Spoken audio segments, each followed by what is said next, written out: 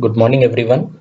Today we are going to have a brief discussion on reinforcement learning. We are going to see what reinforcement learning is, what are its most basic aspects, and what are the types of reinforcement learning agents. So let's get into it. There are three branches or three ways in which you can accomplish machine learning.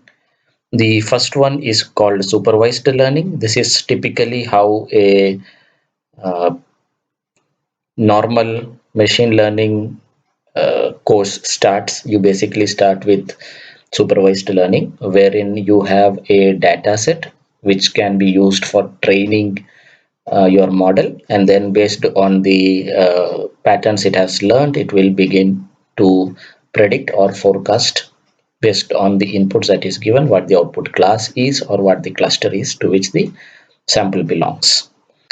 The second category of learning is unsupervised learning. Most of the clustering algorithms fall under this category.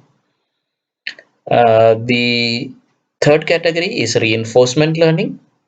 So, in reinforcement learning, the difference between supervised and unsupervised learning is that you may not have access to the data set a priori, and also you do not tell the agent which is trying to learn what the actual target is.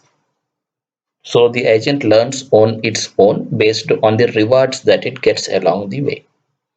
That is the idea of reinforcement learning. We will go into that in detail in the next few slides. Now, where does reinforcement learning fit in? Reinforcement learning is somewhere in this region where you have a policy which you have to come up with, and you do not have sufficient data to create deep networks. In those cases, you have typical or classical reinforcement learning.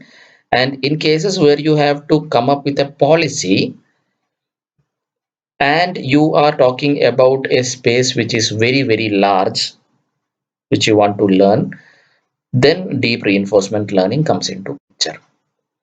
Please understand the term policy.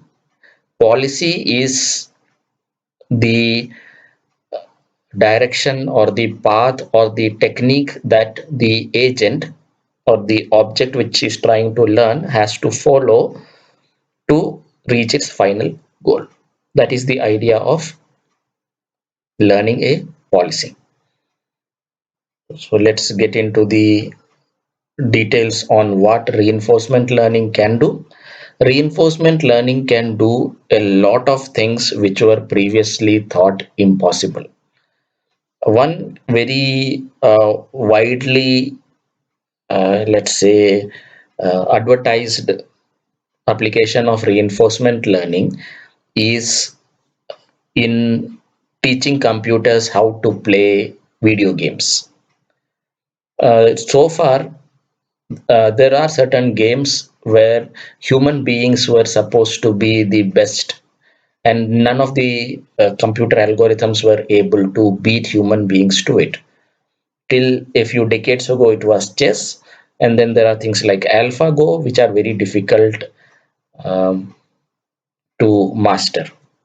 Defense of the Ancients Dota is another one. So you had humans who were actually much better at it than computer algorithms. But reinforcement learning has changed all of that. The reinforcement learning algorithms, given sufficient amount of time to learn, are capable of outperforming any human beings today. Second application that I am going to illustrate here is that of teaching robots to work on their own. Uh, there are certain scenarios where it may not be possible for you to program a robot through the specific set of tasks that it has to follow.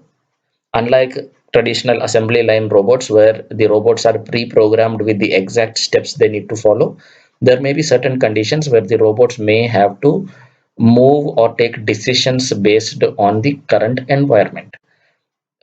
To take care of the behavior of a robot in an uncertain environment is a very difficult task. Reinforcement learning algorithms are very, very well suited to help us in that scenario.